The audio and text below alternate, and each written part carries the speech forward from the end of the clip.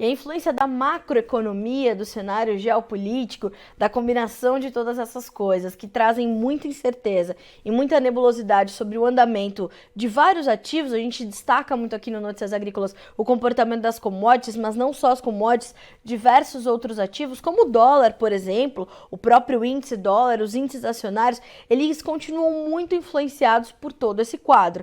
E para a gente entender esse movimento e principalmente esse caminho de financiarização das commodities, é que a gente trouxe para conversar conosco já no começo dessa semana, nesta manhã de segunda-feira, o consultor em agronegócios da Terra Agronegócio, nosso amigo Enio Fernandes, para estar aqui conosco e nos ajudar a entender o que esperar para essa semana, o que esperar para essas próximas semanas e como isso tudo vai, claro, refletir para o agronegócio brasileiro. Não é isso, Enio? Bom dia, meu amigo, seja bem-vindo ao Notícias Agrícolas, é sempre um prazer ter você com a gente. O prazer é todo meu. Gosto muito de estar aqui e trocar ideia com vocês. Obrigada, Enio. Para nós é um prazer começar a semana contigo. Enio, de fato, a gente tem agora uma influência, um peso da macroeconomia muito intenso sobre todos os principais ativos? Minha amiga, a gente já há muito tempo, né, que a gente vem conversando com vocês e a gente sempre falava que soja, milho, oferta e demanda é uma parte do jogo. Que a grande parte do jogo hoje, no final do dia, é esse fluxo financeiro. Logicamente que os fundamentos pesam, eles sempre vão pesar porque tudo vem do produto, né? Se deriva, deriva de algo, vem do produto. Mas a macroeconomia é extremamente importante. E nós estamos num momento macroeconômico extremamente tenso. Se você pegar qualquer gráfico, né, de queda de índice, de queda de hipoteca, taxa de juros, né, inflação, qualquer gráfico está nos extremos. E soja só não está pior porque os nossos estoques de passagem de soja nos Estados Unidos são muito pequenos. E isso dá um suporte para a soja, indiretamente também dá um suporte para o milho. Essa questão do fornecimento de trigo no mundo, devido a essa questão de Rússia e Ucrânia, também pesa bastante, impacta bastante, só por esses motivos que soja e milho não descem mais, não realizam mais para baixo. É a incerteza da oferta que sustenta os preços. E eu gostaria de fazer um comentário aqui. A gente fica muito preocupado com demanda. A demanda, as grandes alterações de preço no mundo não vêm por causa da demanda. Você não cresce uma demanda do ano para o outro 10%, 15%, ou cai 5%, 10%. A demanda ela é mais ou menos constante, você tem pequenos ajustes. Tudo vem do produto, tudo sai do produto. As grandes oscilações de alta ou baixa de preço vêm do aumento forte da oferta. É a oferta que determina o jogo. Tudo deriva do produto. E nós estamos com a safra nos Estados Unidos menor do que esperado, estoques mais baixos, e a América do Sul começando o seu plantio. Então, o jogo agora é ver de onde vai surgir essa oferta. Aí a gente vai entender os movimentos de Chicago. Enio, antes da gente entender um pouquinho mais os movimentos de Chicago, hoje a gente também teve uma notícia vinda da China que trouxe mais uma preocupaçãozinha para o mercado financeiro, embora para a moeda chinesa seja uma boa notícia, não? Sim, o Banco Central da China, né, o Banco Popular Chinês, o que ele fez?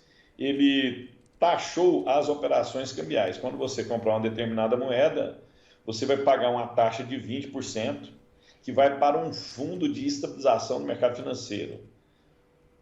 Não existia essa taxa antigamente, antes. E outra coisa, não vai começar hoje, tá? Ela vai começar dia 28.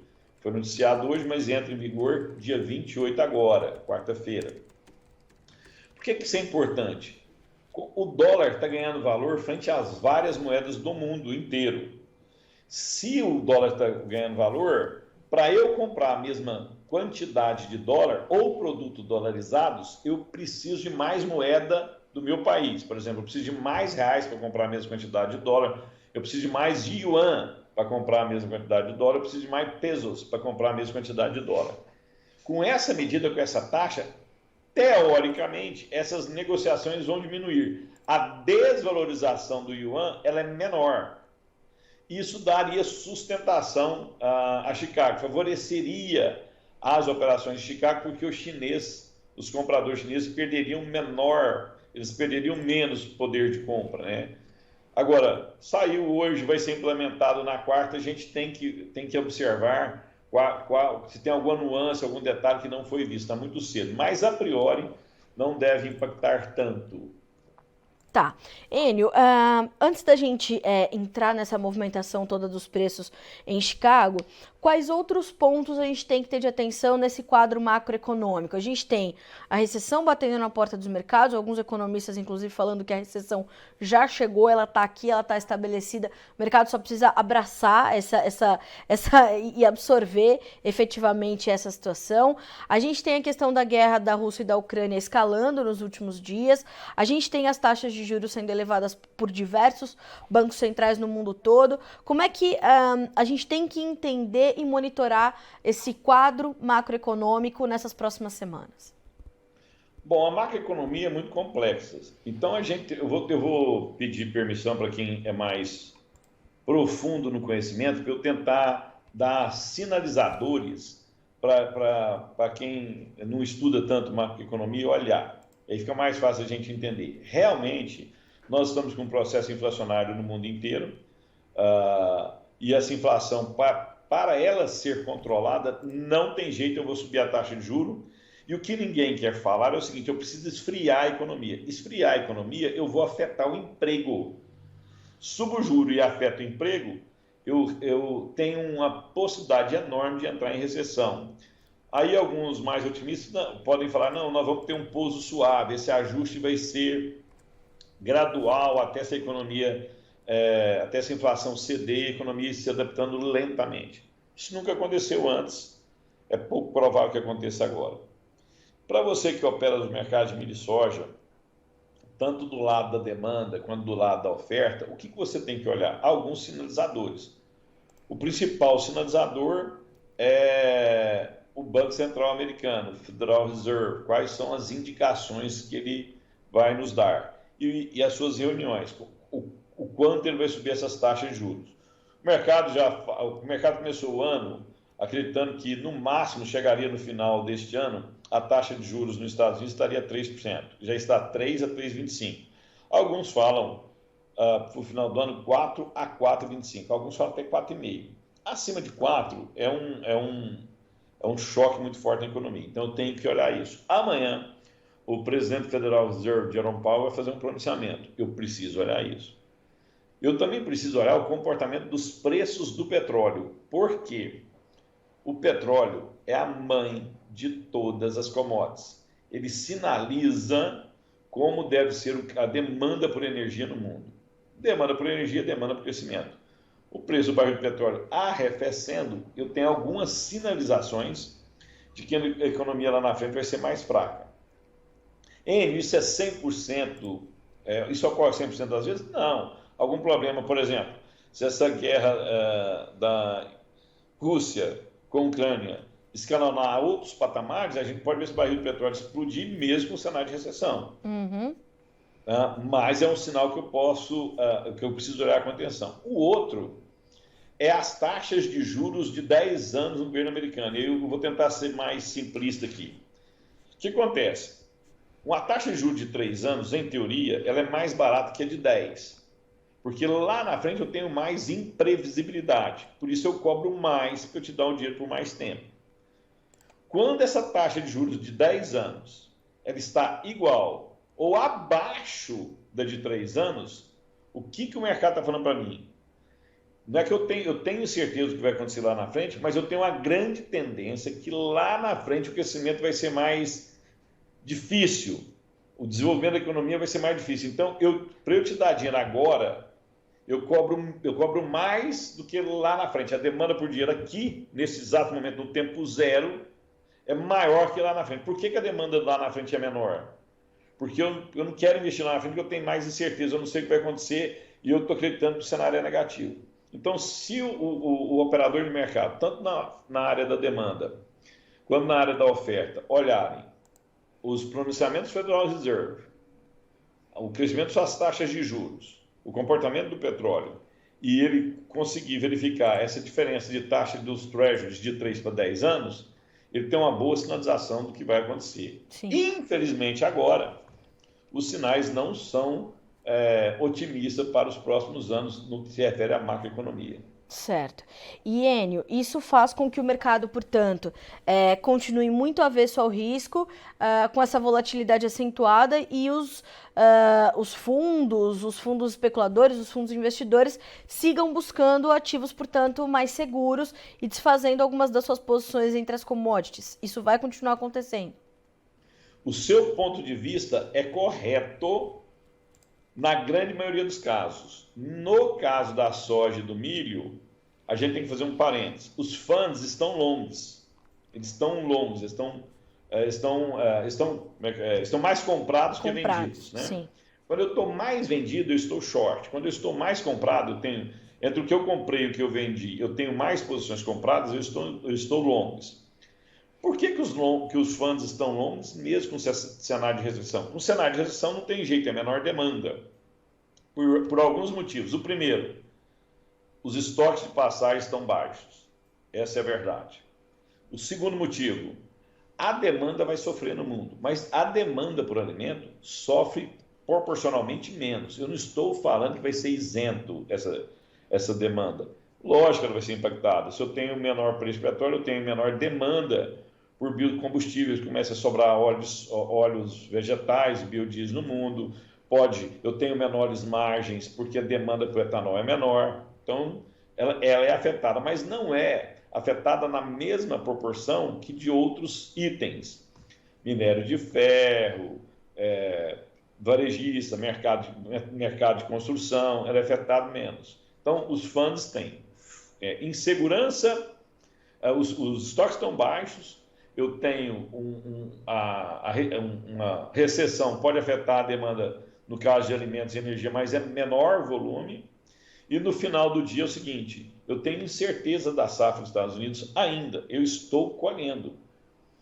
As projeções são de 119 milhões de toneladas, 119,8, pode ser um pouco menor. Sim. Então, todo esse cenário sinaliza insegurança na oferta, por isso os fundos estão longos. Outra coisa importantíssima que a gente tem que olhar, esta questão da Rússia e da China, escalonando essa tensão, ameaça de armas nucleares, convocação de 300 mil novos reservistas, o cenário que indica que essa guerra vai continuar. E o inverno está começando agora no hemisfério norte, daqui uns dias.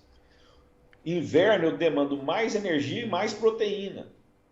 E uma região do mundo importante no fornecimento, tanto de alimentos quanto de fertilizantes, está em guerra. E, Carlos, último ponto. Agora, fevereiro, janeiro, os produtores norte-americanos vão estar decidindo o que vão comprar para fazer o seu plantio da próxima safra. Se os preços estiverem muito baixos, os custos estiverem muito altos, eu vou desestimular esse produtor a plantar. Ele vai ser menos agressivo na sua área de plantio. Como é que ele pode fazer isso se os estoques americanos, se a safra americana for boa, for 119,8 milhões de toneladas, como que eu vou estimular esse produtor a plantar com os custos altos e os preços caindo? Então, esse cenário dá uma certa proteção para a soja e para milho. Agora, eu quero tomar um cuidado aqui, senhoras e senhores. Não é para guardar até ad eterna a soja na sua mão. A gente já viu o que aconteceu com essa soja safra velha, né? Quem não tomou decisão, o mercado tomou decisão para ele, o mercado cedeu. Sim. Mas o cenário é de uma certa segurança. A minha maior preocupação é para 23, 24, que daí a gente tem um grau de incerteza maior. Se a gente colher bem aqui, se os Estados Unidos fizer uma boa safra lá, na próxima temporada, no próximo plantio robusto, aí nós podemos ter readequações desse mercado. Bom, o que eu entendo, portanto, é que essa oferta da safra 22-23, apesar da possibilidade de a gente colher os efetivos 119 milhões de toneladas nos Estados Unidos, ficar dentro desse último número do USDA, e tivermos uma safra adequada aqui no Brasil, ainda assim essa insegurança sobre a oferta está mantida. Está porque a Bolsa de Chicago, ela reflete os preços da soja em todo mundo. Uhum. Por isso que existem os prêmios. Os prêmios são os amortecedores da realidade local. Se está faltando soja no Brasil, eu vou pagar prêmios altos. Exemplo agora, os compradores de soja estão pagando 210 acima de Chicago. Sim. Se Chicago está a 14, Carla, 14,20, 14,30 e eu estou pagando 200, é 16,30, 16,40 dólares por saco de soja. Eu estou mostrando que aqui não tem soja. Então, por que eu estou te contando essa história? Chega lá na frente, os estoques passados dos Estados Unidos baixos vão influenciar Chicago estar em posições mais elevadas. Eu posso ter uma retração dos prêmios, com muita oferta no Brasil, eu posso ter prêmios negativos com oferta no Brasil. Mas Chicago precisa estar suportado em determinados parâmetros para eu estimular o produtor americano a plantar soja, a plantar milho. Certo. Porque os estoques lá estão baixos. Tá. Enio, você falou então sobre essa questão da soja e também do milho. No milho, eu queria entender de ti se é um pouquinho mais agressivo e talvez um pouquinho mais preocupante a situação, porque nós temos uma safra que é menor não só nos Estados Unidos, mas ali nos principais produtores do hemisfério norte a gente tem preocupações com a oferta esse ano, né? Temos preocupações com a oferta e o principal fator que a gente mede isso ou não é o ritmo de exportações nossas. As exportações nossas estão bem robustas, né? Os line-ups para outubro já estão acima de 2 milhões de toneladas. As exportações de fevereiro até agora estão muito volumosas. Essa alta 25 dá muita competitividade ao milho brasileiro, que é um milho de altíssimo.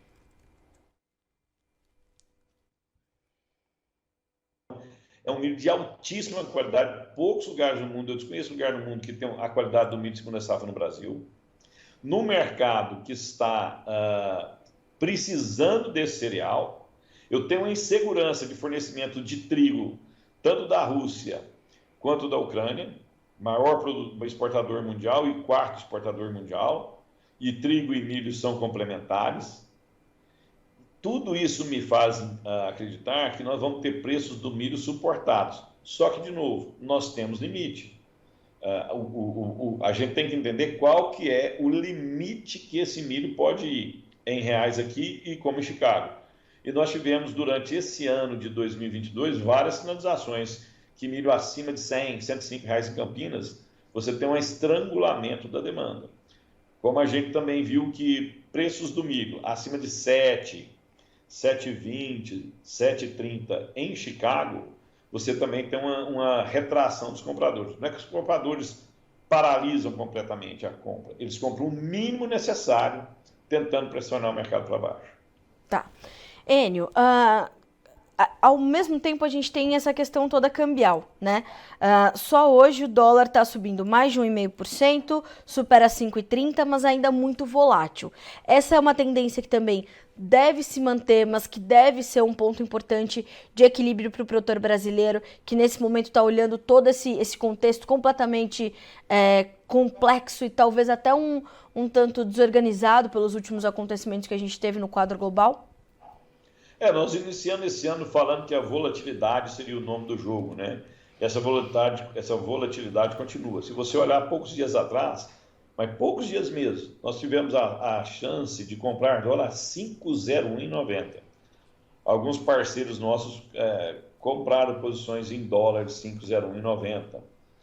Poucos dias depois nós estamos falando de 5,33. Essa volatilidade vai continuar porque a insegurança vai continuar. Uma coisa que eu gostaria também de fazer uma reflexão é o seguinte: os dois principais candidatos à presidência do Brasil, a gente já conhece, é o Jair Messias Bolsonaro, já tem quem vai ser o ministro da Fazenda dele. O mercado, gostando ou não, sabe como o Paulo Guedes pensa, como o Paulo Guedes gera a economia. Sim. Do outro lado da mesa, nós temos o Luiz Inácio Lula da Silva, que não falou quem vai ser sua equipe econômica, que não sinalizou quem que vai dirigir a sua economia, quem vai ser seu ministro da Fazenda. E agora deu uma declaração que plano de governo, detalhe do plano de governo dele, ele não vai falar agora. Em esses dois indo ao segundo turno, o mercado vai ficar extremamente preocupado para tentar entender qual vai ser a política econômica do Luiz Inácio. Porque se vão os dois para o segundo turno, os dois têm chance. Um eu já conheço, o outro eu não conheço. Mais insegurança, mais volatilidade. Tanto é que só do Henrique Meirelles ter declarado apoio e aparecido numa foto com o Luiz Inácio Lula da Silva, naquele dia o dólar caiu fortemente, caiu 2,5%. Sim. Só que a imagem. Isso mostra o grau de insegurança do mercado. Essa insegurança está muito grande lá fora, ela está muito grande aqui dentro. Mas o principal fator do câmbio é a alta da taxa de juros nos Estados Unidos, que a gente falou agora há pouco, que o mercado acredita que ela pode chegar até 4,25% ao ano, até o final do ano. Então, quando você vê essas sinalizações, é um pouco difícil acreditar que o dólar vai ter um arrefecimento muito forte. Certo. Enio, para o produtor brasileiro que está olhando para tudo isso e está com um pouco da sua safra 2022-23 comercializada, para mim essa é uma preocupação, talvez porque eu não tenho uma saca de soja para vender. Mas para o produtor que está de olho nisso tudo, está começando o seu plantio, eu sinto que, de um lado, ele entende que é uma medida que faz sentido para ele agora, principalmente diante das frustrações de safra que ele teve nas últimas temporadas e do quadro que ele observa agora de intensa volatilidade.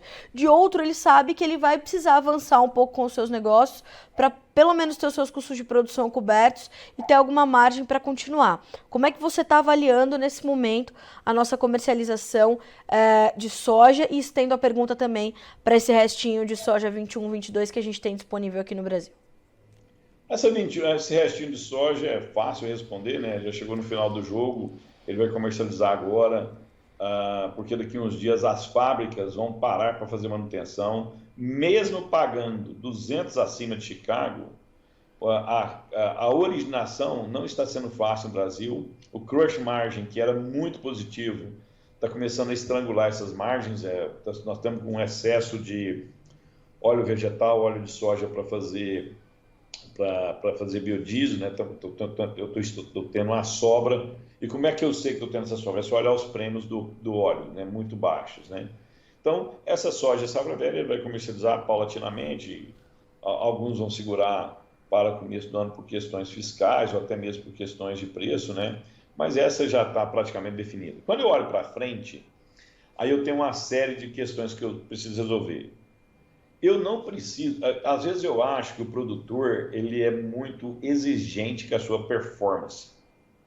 Eu vou falar a nível de preço porto, soja, porque se eu vou falar em cada região, fica difícil a gente abranger o Brasil inteiro. Mas os melhores preços nos portos do Brasil foram perto de 205, 210. Estamos falando agora 188, 190. Quer dizer, diferença de R$20, 10%. É muito, é muito. Mas olha o que caiu as bolsas. Caiu 40%, 50%. Sim. O dólar subindo só num dia 2%, 3%. Petróleo cai 5% no dia. Quer dizer, com toda essa pecha que falam que o produtor negocia mal, ele está capitalizado, ele está crescendo área. E na minha visão, ele está comercializando muito bem, paulatinamente, fazendo os melhores negócios, aproveitando os momentos de alta e de baixa. Ele deixou de vender 210. Ninguém vende na máxima dos mercados. Ninguém vende sempre na máxima. Tem produtor que vendeu a 210, não vendeu todo, mas vendeu 210. Sim. Então, assim, a gente às vezes é um pouco injusto, o mercado às vezes é um pouco injusto com produtores. Olhe os grandes administradores de fundos, que administram os maiores fundos do mundo, quanto que eles perderam nos últimos 6 meses. Põe-se em porcentagem. O produtor teve uma performance muito melhor do que a grande maioria do mercado. Dito isso, como é que a gente vai fazer para continuar tendo boas performances para a próxima temporada? Primeiro ponto é o seguinte: eu só vendo um ativo futuro se ele está me trazendo uma boa margem de lucro. Então eu preciso.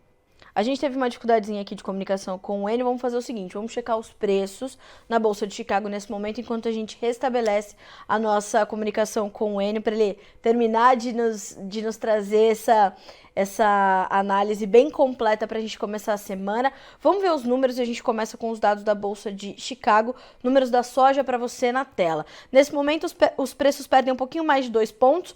O novembro, 14 dólares e 23 centes por bushel, 2,5 pontos de queda. O janeiro, 14 dólares e 29, perdendo 2,5 pontos. O março, 14,32, caindo 2 pontos. O maio, que é referência para nossa safra, 14 dólares e 35, 2,5 pontos de recuo. Preços do milho agora. O milho também no vermelho, caindo um pouquinho mais. O dezembro, 6,73 com 3 pontos mais 75 de baixa. O março, 6,77, caindo 4 pontos. O maio, 6,78, também com 4 pontos de baixa. E o julho, 6 dólares e 71 centes por bushel, perdendo 4,5 pontos. Dezembro, 8 dólares e 73 centes por bushel, 7 pontos de baixa. Mesma perda para o março, que vale 8,86. O maio, 8 dólares e 93 centes por bushel, perdendo 7 pontos mais 75. E o julho, 8 dólares e 79 centes por bushel, caindo 9 pontos. Temos o Enio. E nós voltamos com a nossa entrevista com Enio Fernandes, consultor em agronegócios da Terra Agronegócios, que já nos trouxe uma análise bastante ampla do quadro macroeconômico desse momento. Falamos sobre os fundamentos que vão ajudar a equilibrar essa pressão que vem do financeiro para as cotações em Chicago, e a gente falava sobre a comercialização da safra 22-23 de soja, um pouquinho mais contida nesse momento, diante dessa cautela e dessa preocupação do produtor brasileiro, né, Enio? Sim, eu só primeiro gostaria de me desculpar que às vezes a conexão nos decepciona. É mas verdade. voltando, mas quem faz ao vivo é assim, né? Sem improviso. Sim. Então vamos lá. Eu só queria reforçar um ponto aqui, né? Eu acho importante os produtores escutarem isso. Vocês estão negociando muito bem a sua safra, né? Vocês venderam paulatinamente, foram aproveitando os melhores mercado. E a gente não fala isso com palavras ao vento, só para elogiar o produtor. Não é o foco aqui. É só você olhar a sua performance dos produtores frente ao que aconteceu com os outros administradores de fundos. Os grandes fundos, os grandes gestores de fundos do mundo perderam bilhões e bilhões. Em porcentagem, perderam muito mais do que vocês. O melhor preço no Porto foi 210, nós estamos falando agora 190, 188, quer dizer, 10%, alguma coisa perto disso, né? Que você não começou no melhor momento do mercado, mas comercializaram muito bem. Para a safra futura, o que eu preciso fazer para a safra futura? Eu preciso travar uma operação desde que ela me dê lucro, e lucro satisfatório.